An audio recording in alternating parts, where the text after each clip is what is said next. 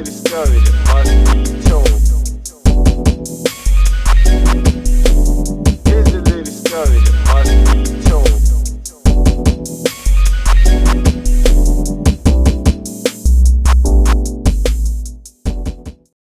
Hi, thank you for joining this video session with me, Gypsy. This series is my backstory series, which is basically going over certain parts of my childhood that stand out to me as far as being traumatizing or events of abuse that I've gone through. And in chapter 7, we left off talking about how we had moved to Cortelli Road, where my mother had this little store that she was living out of with us, and Nor had provoked my sister and myself to a point where we were in complete and utter just devastation emotionally, and I felt no way out at that time, and I thought that I would have to murder him and my mom in order to remove myself and my sister from that situation, because I didn't know how else that we could get help. Shortly after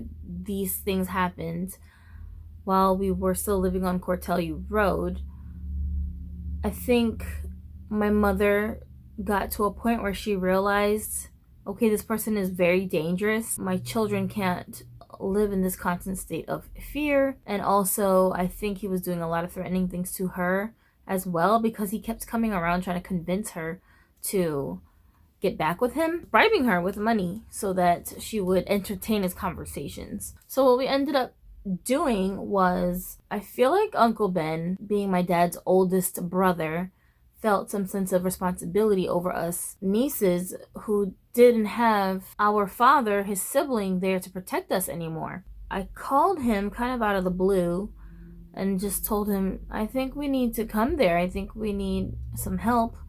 And my mom's like in a really bad situation right now. We are not safe where we are. And he arranged for us to get bus tickets on the Greyhound to come to Virginia, where he lived. I remember being so upset about this because the next day we actually had a show at my school that we had been working our asses off all year preparing for, this concert. And I told you guys before that I went to a performing arts school, so we worked so hard for this concert. It was gonna be the freaking bomb. I had to be there. If we leave, then we cannot go to this concert, and the way we're leaving, we're sneaking away. We can't let anybody know what we're doing, because he will go lurking to the school asking everyone, like, where are they? And then if anybody hears anything, they're gonna accidentally tell him. So we were trying to be super incognito. And he did end up doing this afterwards. I found out that he did go to the school and question my friends to find out where we were. But they didn't know, so they couldn't tell him anything. Most of them told me that even if they did know, they wouldn't have told him anything because his whole demeanor was so, like, sketch. We're frantically packing things.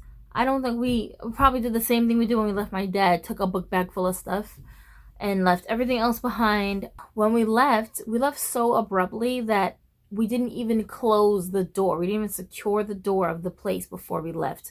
It was like left a little bit ajar because we were in such a rush to get out the door. We actually ran away first to my mom's friend's house, the lady Maritza, who had this makeshift thrift store that she was running out of her house. And we were there probably for like a night, I think. A night, maybe 2 nights, while my uncle was arranging for the tickets. But we were like basically in hiding from Nor because we knew any moment he's gonna come around looking for us and then realize that we're gone. We go to Maritza's. Maritza treated us very nice. She was a really weird lady, but she was really nice to us. We go to Virginia. Now I'm with my uncle and my aunt, who is my father's older sister. So it's like, all right, so Uncle Benny's the oldest. Then there's another uncle. Then my aunt, who also lived with Uncle Ben. Then another uncle. And then my dad. So that's the order of the kids. This aunt and uncle, they lived with each other in Virginia. And this aunt had a daughter who's my age. This is my cousin that you guys are hearing me talk about a lot. I'm basically trying to explain to my uncle what's going on. So I'm like, this guy is basically like stalking us. And he's trying to convince my mom that she should go back and be with him. But he's abusing me and my sister.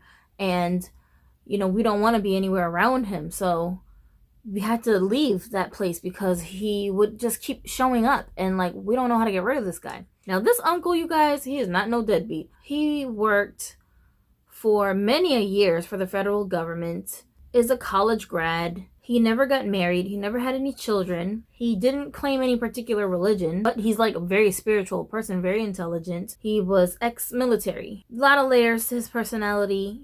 Very smart guy. Very progressive black guy. Unconventional ways of thought. I mean, he was definitely a critical thinker and a person who had a mind of his own. He was not a follower. Like, that's not my Uncle Ben. Him and I happen to have the same birthday, so I always felt this connection to him, like I was his birthday present, his first niece that came along on his birthday. And my dad looked up to this uncle very much, because he would talk about Uncle Benny a lot when we were living in Korea, so I heard so many stories about Uncle Ben. So this is now my first real, like, long stretch of time that I get to spend around Uncle Ben since we ran away. This is like the first time we've seen him since my mother left with us and my dad died and all of that stuff. So this is how we get reunited. But we were so excited and happy to be around my uncle and my aunt and just be away from that lifestyle. Like, Now, while we're at Uncle Ben's during this time, Noor actually figured out that we had gone to Uncle Ben's, and he showed up at his doorstep. Oh my goodness, were we freaking out. And I was like, Uncle Benny, don't open the door for him. Don't talk to him. He's dangerous. Just call the police. Like, at first he was talking to him in the doorway, but me and my sister were so frightened that my sister, me, and my cousin all ran downstairs into her mom's bedroom and locked the door. And we were like trying to put our ears up to the door to hear stuff. So the conversation started at the doorstep, but then I think he actually let him come inside and they were all in the living room talking, I think. I don't remember for sure, but I could be wrong. They could have just been staying at the doorway that entire time. I could just be misremembering it. But whatever the case was, this man tried to tell my uncle that, like, my mother admitted to him that she killed my dad and that she's a murderer and that he needs to let us go with him because she doesn't know how to be a good parent since she's a murderer or something like that, right? And my uncle was like, what the fuck? Like, my brother died because he had a heroin overdose. Like, what are you talking about? They weren't even in the state when he died. So why would she be responsible for his death? And he's like, yeah, but she admitted it to me. And my mom's like, you idiot. Like, I didn't say that I killed him. I said it's my fault that my husband died because I ran away with my kids, broke his heart, and like drove him to have a heroin overdose because he was so stressed out. I feel guilty. That's what I meant. I didn't mean that I physically did something to him. Obviously stupid. Like, what the hell did you think I was saying?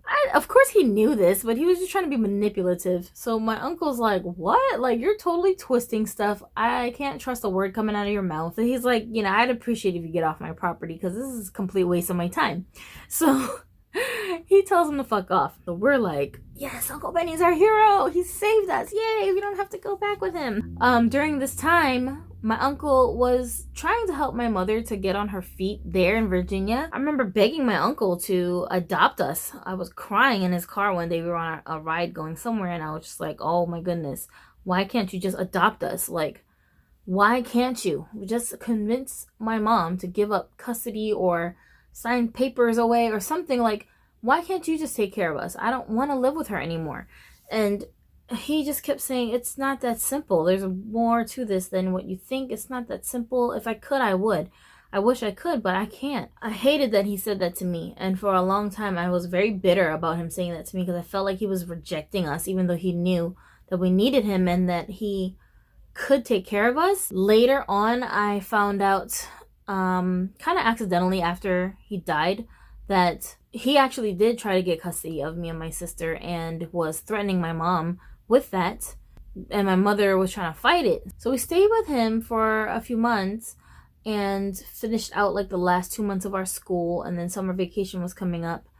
And we were having such a good time. I feel like we were starting to kind of adjust to not being in this chaotic situation and kind of having a normal childhood. I mean, my uncle and my aunt too. My aunt also worked for the US government, they're pretty affluent middle class socioeconomic status. So for us, that was like a breath of fresh air because we weren't in the hood anymore. We weren't being rationed everything. Like, it wasn't that. And then just the control factor was gone. The fear factor was gone. We could breathe finally and not be so paranoid all the time. And I really liked that feeling, and I felt so loved, and I felt so safe in that environment, and I felt closer to my dad's siblings and my cousin, who I really didn't have time to enjoy as a child. This is the cousin that had the Barbie dolls. I missed her. Like, she's like one of my, like, she's like our third sister, kind of. You know, in my mind, she's like my bestest friend. So I'm like, yay, we get to live with her and be around her every day. And like, even though she's actually younger than me by a couple months, she was always 1 year ahead of me in school. So when we went to school with her, it was like my little cousin, but she's in a higher grade, and the kids in the higher grade gave me respect because they knew that we were related to her and they all liked her. So it was like automatically we were like mad popular when we went to school for the first time. We're not like these like weird new kids with weird clothes and, you know, that don't fit in, you know, in the hood. Like, we fit in really well there in the burbs. We were enjoying ourselves. And then here comes my mom telling my uncle that she wants to go back to New York because it's too difficult for her to settle in the burbs with no resources. She felt like, I can't get a job because I'm not white enough to fit in here to get a job, and my English isn't good enough for people to take seriously. I can't get around because you need a car to get around in Virginia. There's not really, even the places that are considered like cities, they're really not. They're like little small towns. At that time, the area where my uncle lived was still under development. So a lot of people who had like mortgage money were moving into those areas, and people who worked in DC that had high profile government jobs were in those areas. So it's like you know, how can my mother compete with this? She felt like it's just too difficult to adjust to this lifestyle because I need public transportation. I don't have a vehicle. I don't have a license.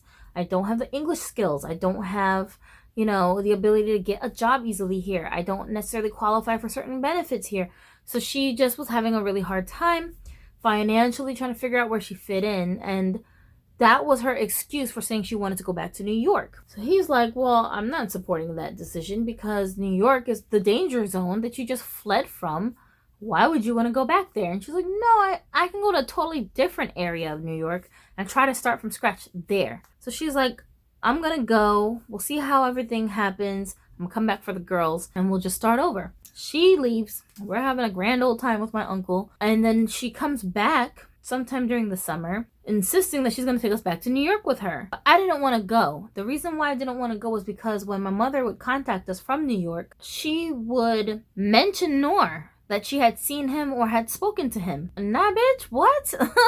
We just ran away from the psychopath. What are you doing talking to him? Don't talk to him about anything. So she's like, oh, well, you know, I needed some help with something or something, and he was the only person that could help me with that. I'm just using him. It's not a big deal. We're like, no, we're not going because we don't want to go anywhere where Noor is at. If he has access to us, we're not going there. So she's like, I swear he's not my boyfriend. I swear it's not like that. I only saw him a couple times. Like, you don't ever have to see him. Don't worry. So we're like, no, we're not doing it. We're not going. We're crying, putting up a big fit, begging our uncle, please don't let her take us.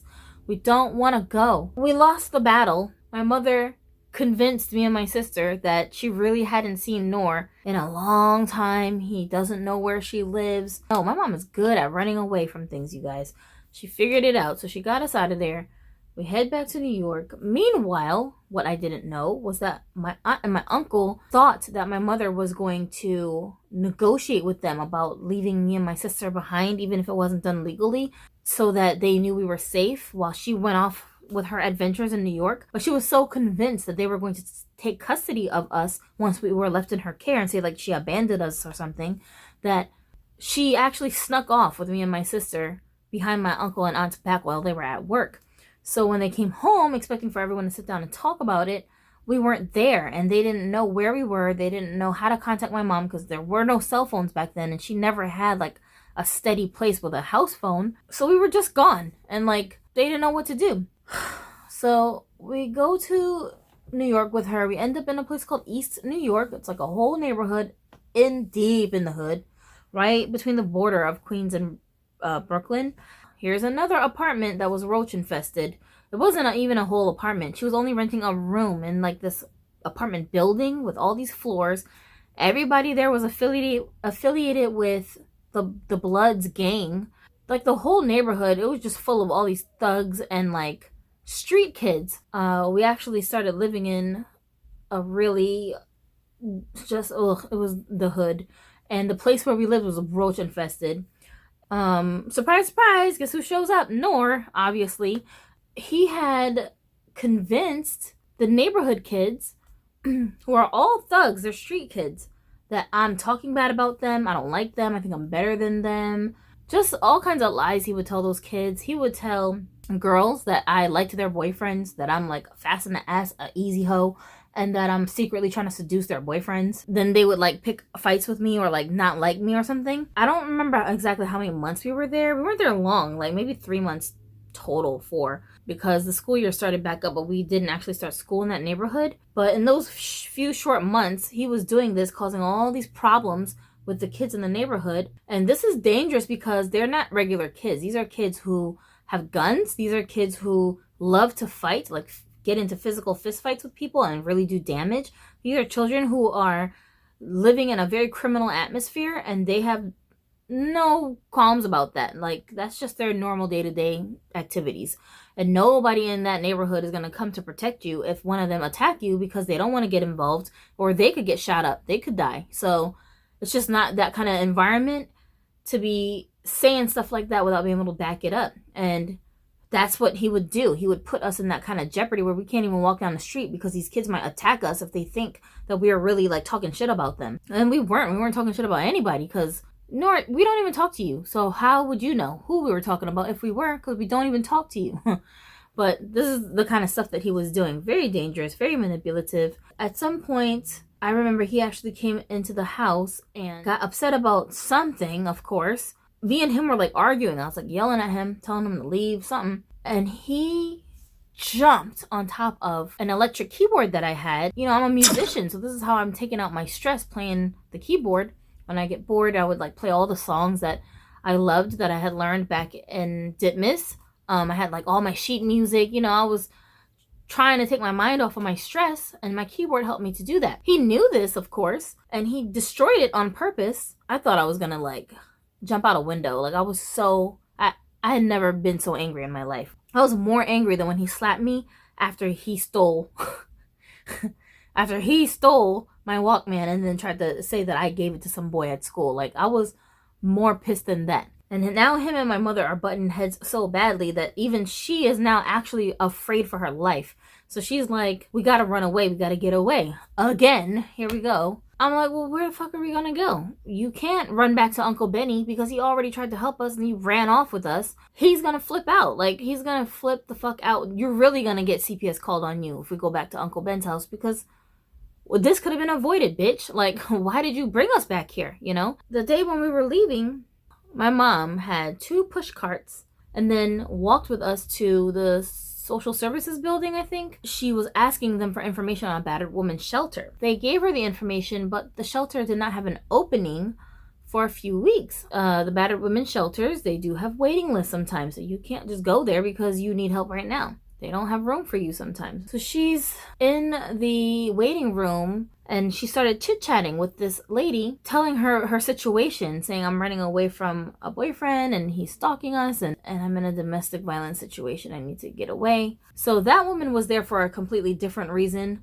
Her son had got shot in the projects where they lived, which was Marcy Projects. Yeah, where Jay-Z comes from. So her poor son had gotten shot, and she was there trying to get some kind of benefits or something for him. Somehow we end up at this lady's house. Marcy Projects is our refuge, you guys. Marcy Projects is our safety net. Like, what does that tell you? To feel safe, we go to the deepest part of the hood. We spent, I think, 2 weeks there, and then a spot opened up upstate that we could go to in Millerton, New York. But in that time while we were at Marcy, we were really like on pins and needles because we didn't want Noor to realize what had happened and somehow find us. So we had to really like keep a low profile. We didn't go outside that much. We were just living in fear. But living with that lady for 2 weeks taught me to love plátanos. So thank you.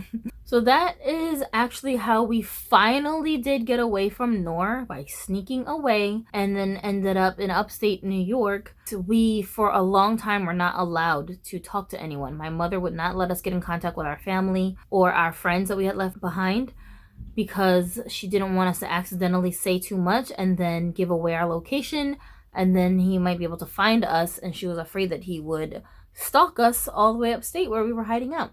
I did have a scare at one point where we thought we had seen him, which I will tell you guys about in another story. And I have no idea what ever happened to him since then. I just know the name he gave us was Noor Adin Al-Maliki. It's spelled on the screen the way that he spelled it to us. I don't know if that was his real name. I don't know if there are other spelling versions of his name because it's an Arabic name. He claimed he was from Morocco. Back in 97-ish, he said that he was 28 years old. To me, at that time, he looked like he was about 40 years old. But this is what he said. And he was like a tall, skinny Arab guy with dark hair and really bad teeth. Like almost all of his teeth were rotting and disfigured. He had really bad teeth. That's like the most distinguishing feature about him. I'm just throwing this out there, not because I'm like, oh, call 911 if you see this guy. No, if you guys that are watching this maybe know someone or hear about someone who fits that description, do some research. Maybe it's the same guy, I don't know, but be careful because you don't want to be caught up with this dude. He's a very dangerous character. And the countries that he's lived in, France, Morocco, the United States that I know for sure, and he speaks English, Arabic, French, and Spanish, so he can kind of infiltrate into many households of international people because he has linguistic abilities. If you think you know this person, I mean, I would contact authorities. I would start gathering some evidence because he's a dangerous guy. We'll go on and talk about some other things that happened to me in my later teen years. Now you're like, what else could possibly go wrong? I know, but now I'm dealing with my mother and the aftermath of all this stuff that's been going on with her, that she's now taking out on me and my sister. And so a happy teenage years await us. Woohoo. All right, so we're almost actually done. We probably have a couple more of these episodes left to do because this part of our my childhood traumas I can kind of narrow down to some specific things. But I hope you guys enjoyed watching this video, and if you liked something, go ahead and hit the like button. If you didn't like something, hit the dislike button. Subscribe if you want to. If not, then just somehow figure out how you're going to get back to this page by giving yourself a reminder of some sort that works for you. And I do appreciate all the new people that are subscribing and some of my subscribers over from Broken Dolly that have come to visit. Thank you so much, and I do really appreciate you guys' support. And let's just continue with these conversations and see where they take us. I'll see you guys in the next one. Peace, dookies.